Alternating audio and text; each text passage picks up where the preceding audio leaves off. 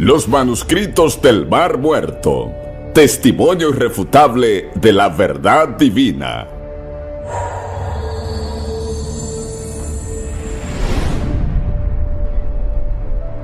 Desde hace aproximadamente 5.000 años, la escritura ha sido uno de los códigos de comunicación por excelencia de la humanidad.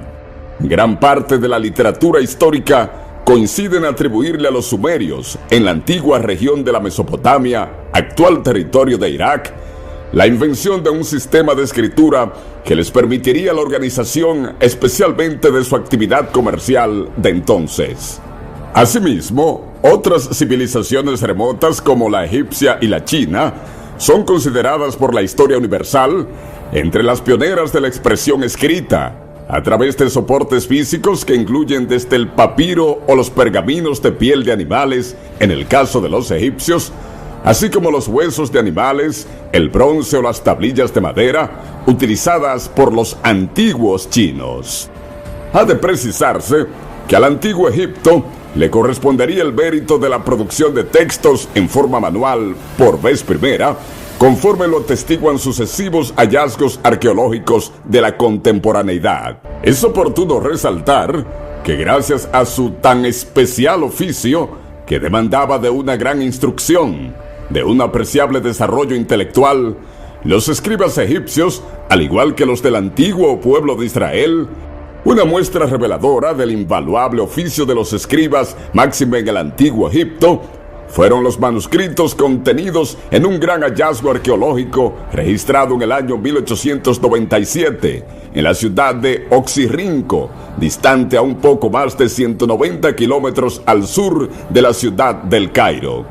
Cabe destacar que uno de estos manuscritos recoge una obra de teatro bajo estilo griego, inspirada en la vida de Moisés, escrita en el siglo II a.C.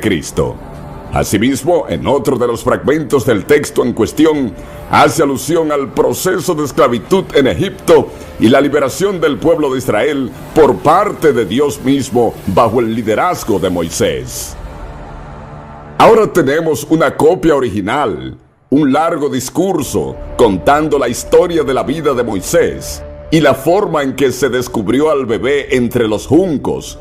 Habría expuesto al periódico británico The Independent el Dr. Dare Albank, coordinador del proyecto arqueológico y profesor de la Universidad de Oxford. Es importante enfatizar que uno de los eventos que despertaría mayor interés en torno a los textos manuscritos como un privilegiado objeto de estudio de la arqueología durante los últimos tiempos fue el hallazgo de los rollos del Mar Muerto, que tuvo lugar en la localidad de Qumran, en la región de Cisjordania, en el año 1947, por parte de dos pastores beduinos, al momento en que trataban de rescatar una cabra que se había precipitado por una gruta en las proximidades de aquel lugar, de acuerdo a la crónica publicada por el periódico londinense The Times, el 12 de abril de 1948.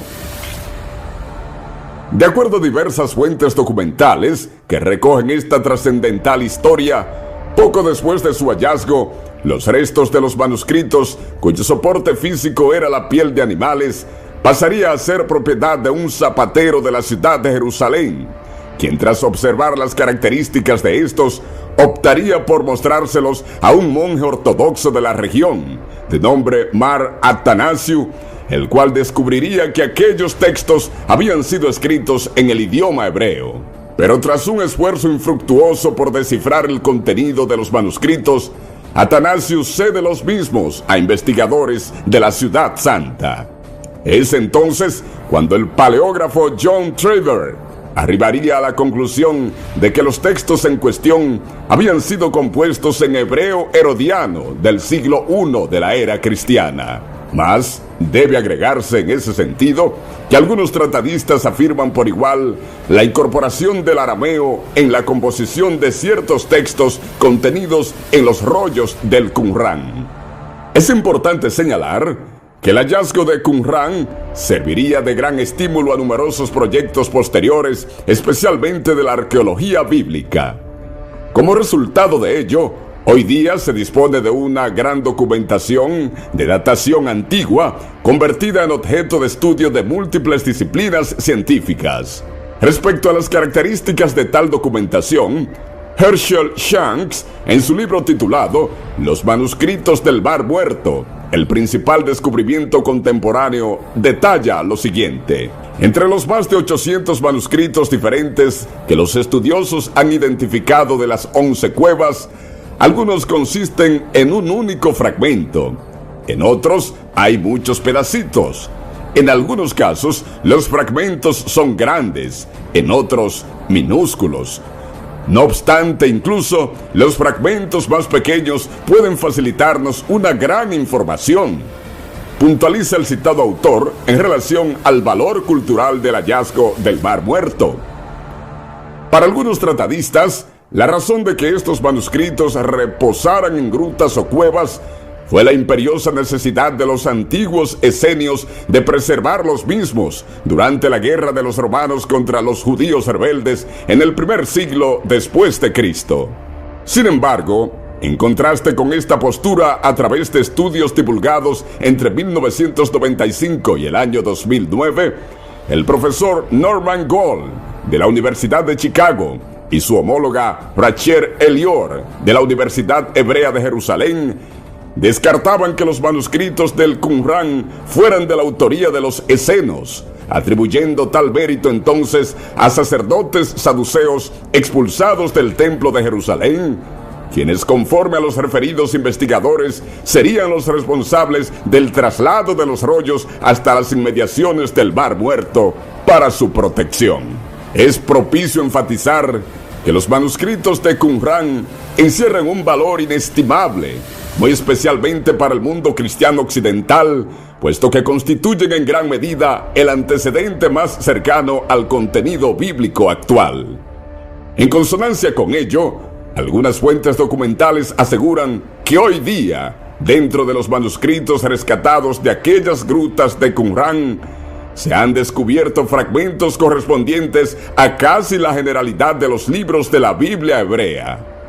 Así, en el caso específico del libro del profeta Isaías, ha sido descubierto un ejemplar completo, conforme a fuentes de la arqueología bíblica. Desde la perspectiva de la Pontificia Comisión Bíblica de Israel, los rollos del Mar Muerto constituyen el referente por excelencia de la estructura de la Biblia cristiana.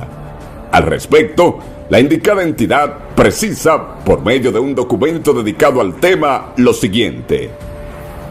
Desde el punto de vista de la forma y del método, el Nuevo Testamento, en particular los Evangelios, presenta grandes parecidos con Qumrán en el modo de utilizar las Escrituras. Ahora bien, para dejar mayor constancia de la relación entre los rollos del Mar Muerto y el contenido del libro de los libros, es oportuno identificar algunos de los temas medulares del mensaje divino plasmado en los manuscritos en cuestión, que son corroborados y reafirmados por la Biblia. En este marco, vale citar la referencia de los manuscritos a temas como el sacerdocio de Melquisedec y su similitud con Cristo el Mesías, en consonancia con la epístola a los Hebreos, capítulo 7, versículo 11.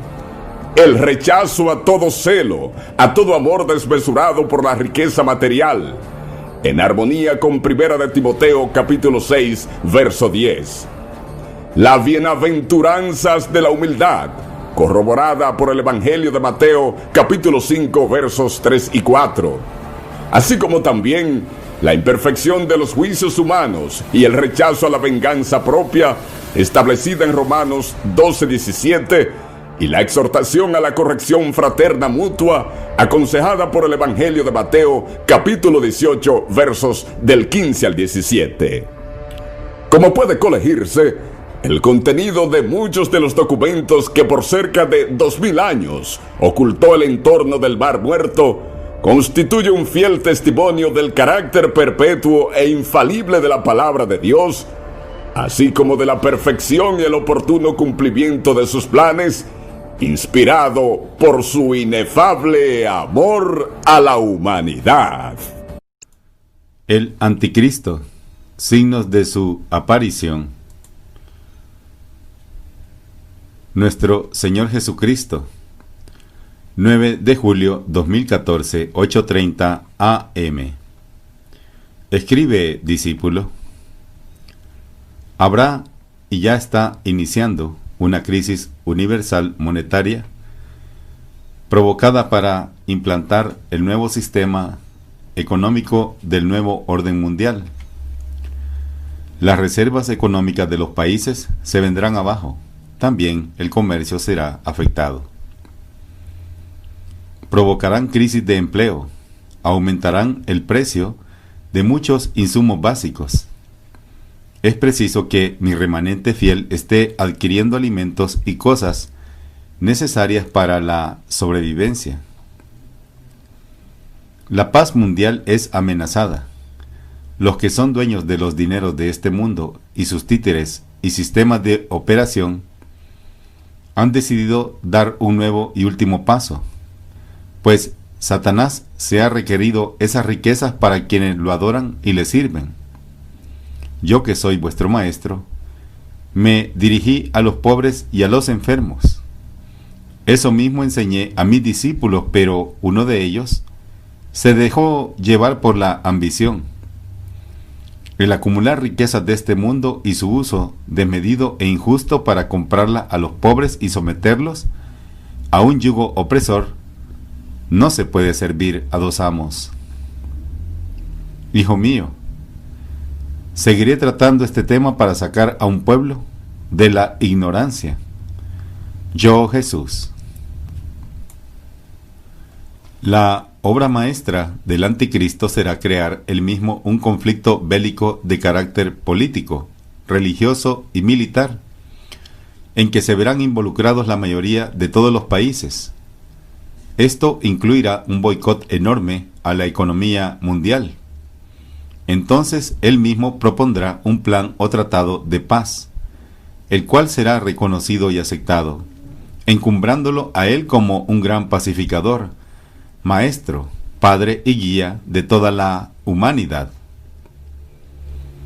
Organismos internacionales como la Comisión Internacional de Derechos Humanos, la Organización Mundial para la Salud, la OTAN, la ONU, la OLP, el sionismo, la masonería y muchos organismos afines lo habrán recibido otorgándole poder y mando único, de tal manera de que quien se oponga será asesinado, torturado y encarcelado. Muchos cristianos en la diáspora serán desterrados como el apóstol Juan en los tiempos de Herodes el Grande. Nada más que esta vez no se escribirá otro Apocalipsis, sino que la verdadera y auténtica fe será sometida a la más terrible y la máxima prueba de amor y de fidelidad que Jesucristo nuestro Señor pida a su iglesia, pobre y perseguida, para hacerla levantarse de las cenizas, gloriosa y victoriosa.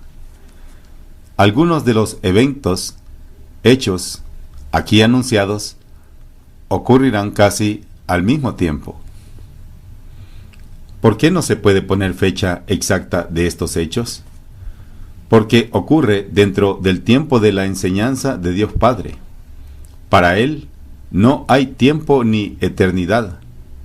Por eso es el principio y fin, el alfa y el omega. Ningún ser humano puede enclaustrarlo en un calendario, años ni décadas, ni decenas, pues para Él, en su suprema sabiduría, 1000 años son como un día, y un día como 1000 años, 70 veces 7. Él es el límite de la perfecta santidad, y las lecciones que recibirá la humanidad mediante las experiencias vividas le hará comprender que es un solo Dios, celoso, justo, y que su justicia es el límite de su misericordia.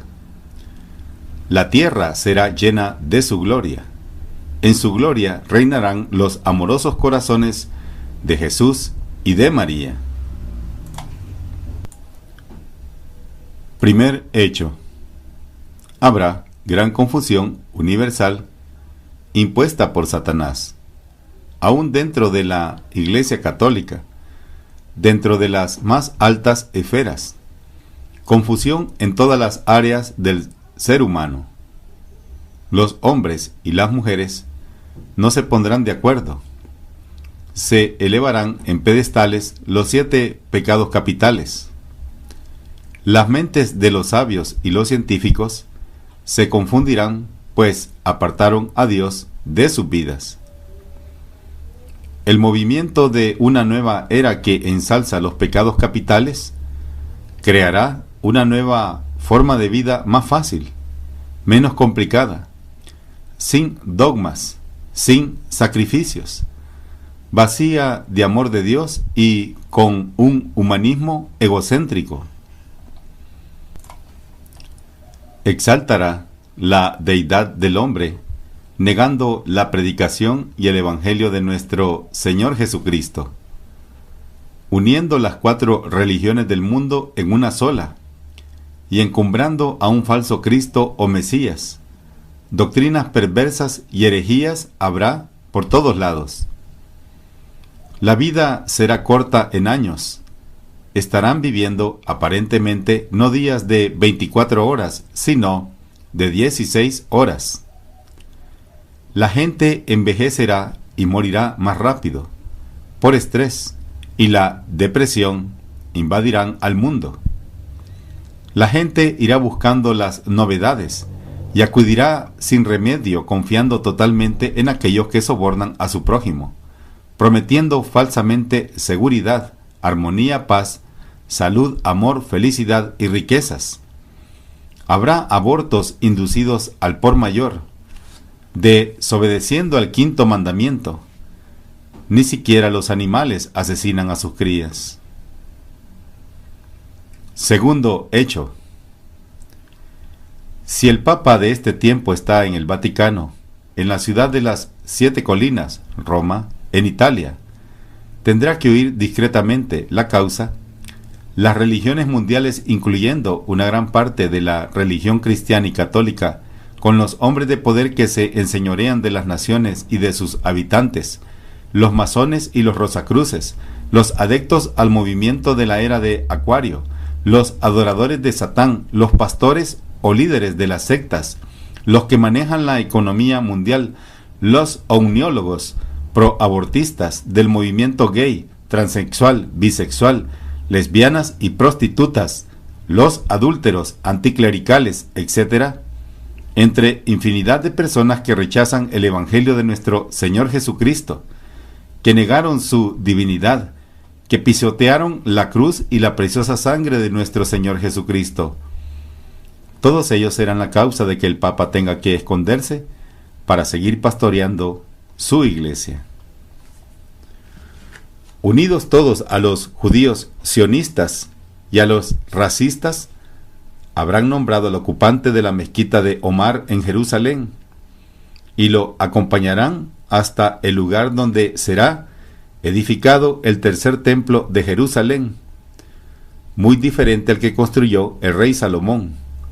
Se llevarán ahí la silla del Papa, Pedro Romano I, el apóstol San Pedro, y la instalarán en Jerusalén para que inicie, simbólicamente, el reinado efímero del Anticristo, llamado también Maitreya, Mesías, Buda y Mahoma. Tercer hecho. La guerra mundial empezará desde Oriente con el asesinato de un líder político, religioso, militar. La moneda se devaluará en todo el mundo. Se colapsará aumento excesivo en el precio de los alimentos e insumos principales. Enfermedades incurables y nuevas para la ciencia aparecerán por todo el mundo, mismas que serán curadas con plantas medicinales. Estas enfermedades serán de origen desconocido y se propagarán rápidamente, saliéndose del control de los programas de salud universales. Los vegetales y la vida animal incubarán virus difíciles de combatir y eliminar sus características. Habrá mutantes creando ellos mismos sistemas de defensa bastante complicados. Hasta aquí, estos tres hechos, que son por una purificación por los sufrimientos causados al Padre Eterno. Enorme dolor a su corazón bondadoso. Por haber provocado tanto dolor, con toda clase de pecados e infidelidades, y sobre todo, por el sufrimiento de la pasión de nuestro Señor desde Getsemaní hasta el momento en que dijo: Padre, en tus manos encomiendo mi espíritu. Lo que ha detenido estos acontecimientos han sido las palabras de súplica: perdónalos porque no saben lo que hacen. En estos acontecimientos, los hombres y mujeres se darán cuenta del efecto de los pecados, pues tendrán el conocimiento de la verdad, que es Jesucristo. Lo que fue hecho por ignorancia llamará al cambio de conciencia, reconociendo finalmente que hay que enfrentar la consecuencia de los actos. También por haber blasfemado en contra de la divina y suprema majestad de Dios, como principio de todo, por lo que ofendió y sigue ofendiendo a Jesús Eucaristía, negando los 4 elementos que lo conforman: el cuerpo, sangre, alma y divinidad, y que sostiene nuestra fe. La perfecta unión de estos elementos forman el sacramento divino, el anuncio de la muerte y resurrección de Jesús, el sacramento de nuestra fe, pan de vida eterna. Acontecimiento permitido por Dios. Su magnitud y su significado es comparable con el diluvio, comparable con Sodoma. Unos meteoritos provocarán una gran crisis, golpearán la tierra, produciendo era de hielo. Le corresponde a la Santísima Trinidad determinar en el tiempo y el espacio el permitir el suceso de la devastación. Incluirá para las personas una oportunidad para así aprender de la experiencia. A veces así Dios educa a su pueblo. Algunas personas morirán y unos más quedarán incapacitados durante el evento. Este evento influirá al pensar de muchos en el deseo de morir, pues el efecto, es decir, es lo que ocasionará, será de gran magnitud. El pecado habrá superado toda medida permitida en el mundo. Ha alcanzado todos los límites. Observemos la secuencia de los hechos con el fin de estar debidamente informados, en forma clara, sencilla, precisa, simple, pues las ideas confusas y las cosas enmarañadas no son de Dios. El que tenga oídos que oiga. El mundo escucha a los que son del mundo, y los que son de Dios escuchan a los que son de Dios. Nosotros estamos en el mundo, pero no somos del mundo. Jesús ruega por nosotros a nuestro Padre Eterno para que nos reserve en santidad de los ataques del maligno, ya que busca como león rugiente y hambriento a quien devorar. Acecha a las almas puras y dóciles de la misma manera como acecha el lobo al rebaño de las ovejas, escondido detrás de los matorrales. Dios permita que durante el acontecimiento y después de él, la vida continúe, para que los enemigos de la fe y de la Iglesia Católica, los enemigos del Santo Padre, los enemigos de la Santísima Virgen María, los enemigos de las almas dóciles, víctimas, oferentes e itinerantes, los enemigos de los verdaderos profetas, videntes, estigmatistas y pasionistas, sepan que María es la verdadera Madre del Redentor. Ella es nuestra Madre espiritual en el orden de la gracia. Su maternidad virginal y perpetua, su humildad y su pureza sin mancha, su obediencia nos traerá el consuelo en el momento de la prueba, cuando la tierra entera y la humanidad estén delante de nuestro Padre amoroso y bendito. Su sonrisa alegrará y reconfortará nuestros corazones, y será llamada bendita madre de todo el género humano. Se le reconocerá por este acontecimiento en todo el universo. El que tenga ojos para ver, que vea, y el que tenga oídos para oír, que oiga. Pues lo que se escribe con esta pluma, ningún ser humano lo borrará. Secuencia de los hechos unidos unos a otros, así como eslabones de cadenas. Pues Dios es un Dios de orden y no de desorden. Disciplinó a su pueblo escogido, a la raza de Abraham, antes y después por grandes portentos y señales, demostrando su cielo, la única adoración que a él debe tributársele, ha de ser en espíritu y en verdad. Por eso su Hijo, Jesucristo nuestro Señor, fue masacrado, horriblemente ultrajado a causa de nuestros pecados.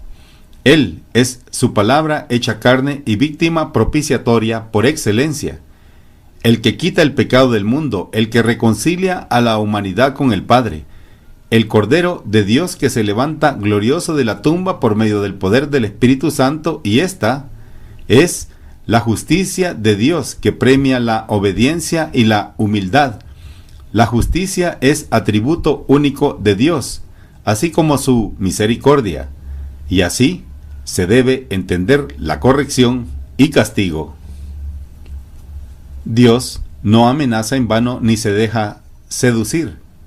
Sin embargo, no hará nada sin antes avisar al género humano a través de sus hijos e hijas que han recibido esa misión por medio de los carismas, gracias y dones extraordinarios del Espíritu Santo, que da a quien quiere, como quiere y cuando quiere esos benditos regalos. Pastores de la Iglesia, agradezcan todo eso a nuestro Padre Celestial. Mensaje de la Virgen en Anguera, Brasil, a nuestro hermano Pedro Reyes.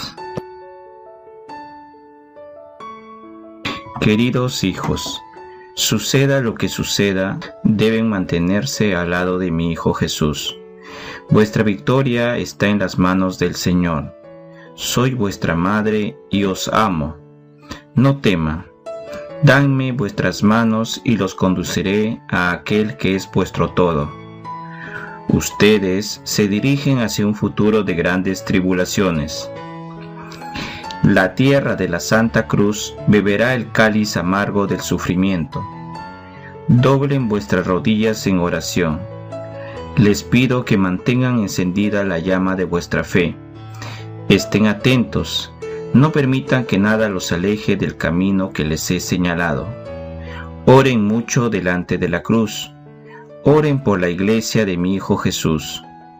La cruz será pesada para los hombres y mujeres de fe, pero aquellos que permanezcan fieles hasta el final serán proclamados benditos del Padre.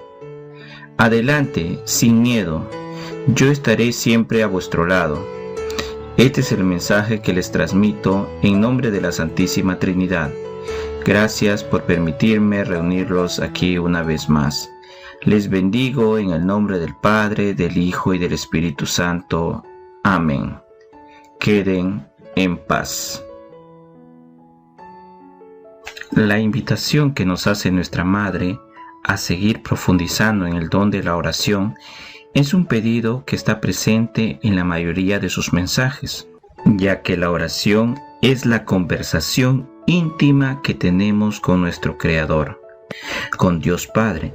Como decía el gran santo Padre Pío de Pietrelcina, la oración es la llave del corazón de Dios. Y si tú tienes en tus manos esa llave, no dudes en abrir y buscar mediante la oración el amor de Dios. Y nuestra Madre nos hace una advertencia: suceda lo que suceda, nada debe apartarnos del amor de su Hijo Jesús. Y esto es importante porque muchos, con el golpe de la pandemia que hemos tenido, han venido las tristezas, las desilusiones, la desesperación, y muchas veces nos alejamos del camino del Señor. María, nuestra Madre, nos dice que ante cualquier cosa siempre nos mantengamos firmes y en oración, para que mediante esa oración el Espíritu llene nuestros vacíos, nuestros temores, nuestras tristezas y nos haga cada vez más fuertes. Esto me hace acordar a lo que dice el apóstol Pablo en su carta a los Romanos capítulo 8 versículo 35. ¿Quién nos separará del amor de Cristo? ¿Acaso las pruebas, la aflicción, la persecución, el hambre, la falta de todo, los peligros o la espada? Como dice la Escritura, por tu causa nos arrastrarán continuamente a la muerte, nos tratan como ovejas destinadas al matadero. Pero no, en todo eso saldremos triunfadores gracias a aquel que nos amó. Por lo tanto, querido hermano, ánimo, sigue adelante, que nada te haga salir del camino correcto que has emprendido, que nada te haga separar del amor de Dios. Confía en el Señor siempre, que Él siempre estará a tu lado.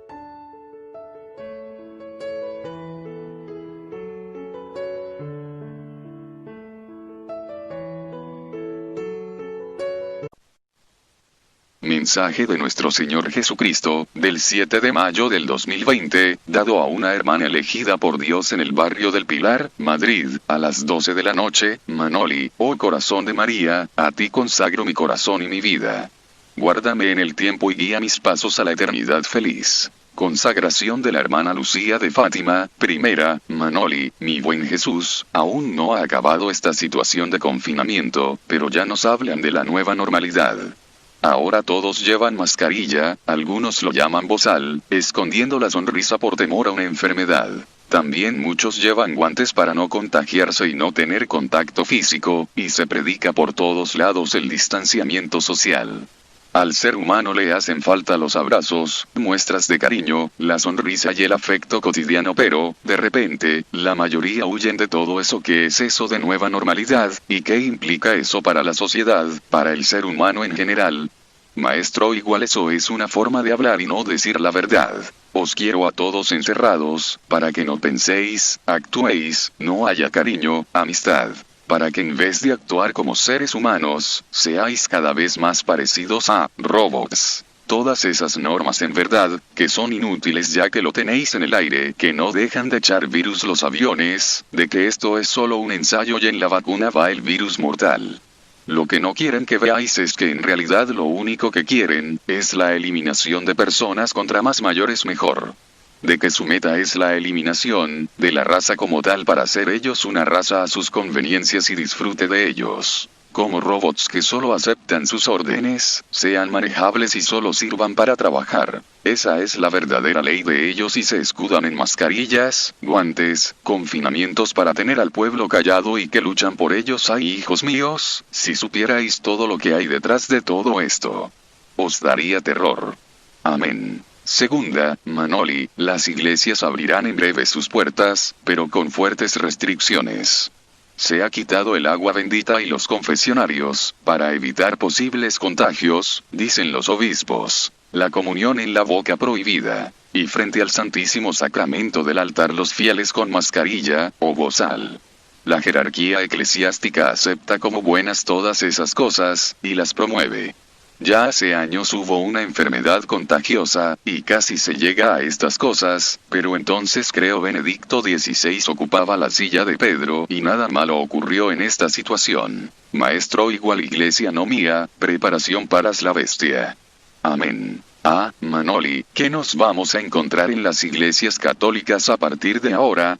Maestro, igual muchos cambios, cosas nuevas que nada tienen que ver conmigo, mi iglesia y mi sacrificio. Se abolirá el sacrificio de la misa, la Sagrada Comunión, solo se predicará en un idioma diferente acerca de la unión de todas las religiones, dando cavidad a los instrumentos que utilizarán para sentar a la bestia, Señor ya de muchos de los míos.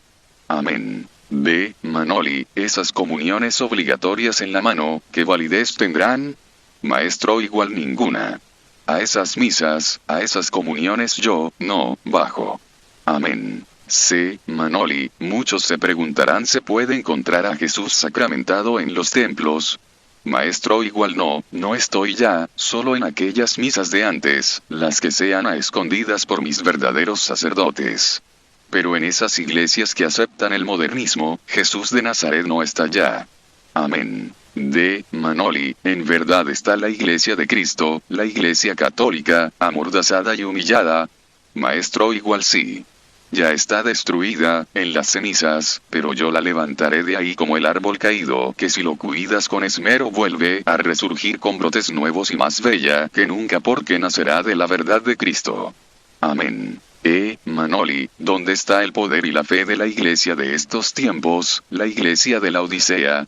Maestro, igual la iglesia perdió todo su poder y fe, la iglesia que mandó cerrar Francisco después de 2000 años de existencia, la iglesia de antes ya no existe, la iglesia que teme más a un virus que a la ira de Dios. Se perdió todo santo en ella porque sus moradores ya no están en la ley de Dios ni creen en mi cuerpo y sangre presente en los altares.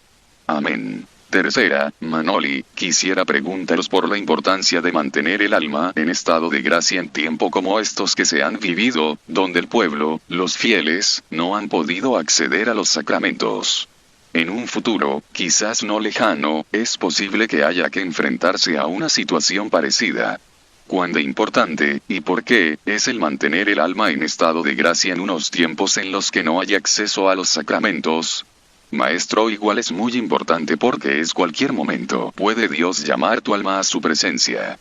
Estando en gracia se supera todo mejor, incluso la salud, se mantienen en la fe y esperanza.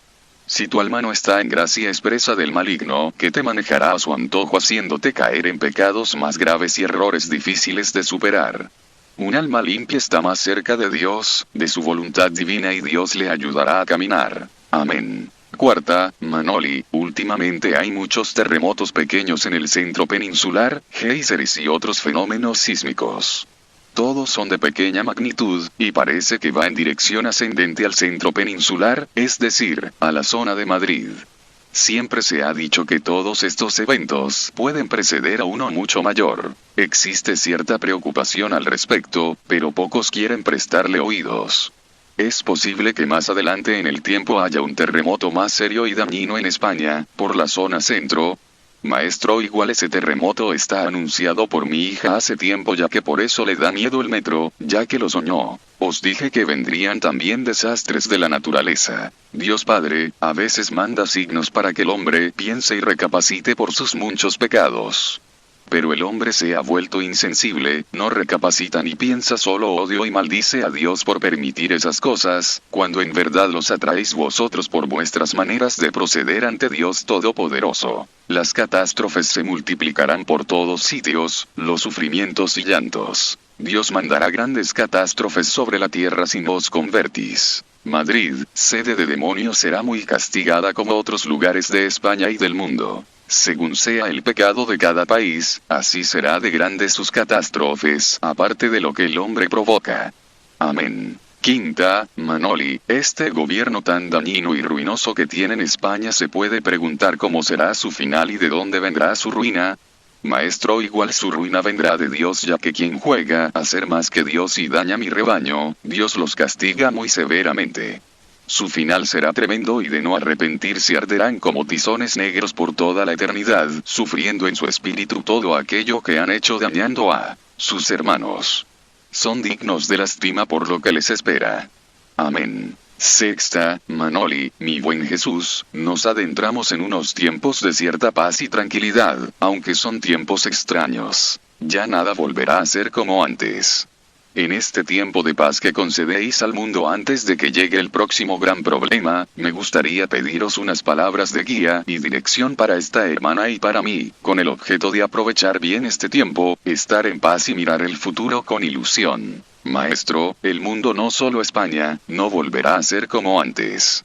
Con este paso que se ha dado en el Apocalipsis, todo ha cambiado y lo peor es que todo lo peor está por llegar. Para ti, os pido que seáis muy prudente en todo, que ayudes y prepares a tus padres. Que te prepares espiritualmente para el siguiente paso que viene. Quiero que seáis valiente y confiéis en mí siempre. Para mi hija. Te tengo preparado algo maravilloso para ti, pero necesito tanto tu ayuda para ayudar a mi pequeño rebaño que tanto sufre, a que mis consagrados se conviertan y vean la luz de Dios, ya que ahora andan entre tinieblas de Satanás. Ave María Purísima, aguarda a la respuesta de Dios, que en su momento Dios dejará oír, y ahí os encaminaréis a vuestro destino, para ayudar a mi pueblo como has visto tantas veces en tus sueños, mientras vive en armonía con mi madre que tanto quieres. Amén.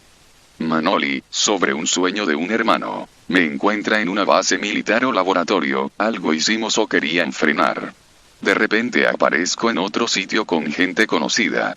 Les digo que encontraba rara mi mano, y al levantarla y verla a contraluz la veo roja, como si fuera una pantalla transparente, donde parecía todo fuego y un demonio aparecía en ella. No sé quién era, pero al verlo se me hacía familiar. Al bajar la mano les digo que me quemaba aunque no sentía el fuego, y les muestro las manos diciendo que tenía pruebas porque tenía manchas negras de quemado peso sin heridas en la contramano. Otro sueño. Estoy en un sitio donde hay mucha gente, la gente empieza a descontrolarse y se volvían zombies. Yo buscaba salvar a los míos, ya no parecían zombies sino caníbales.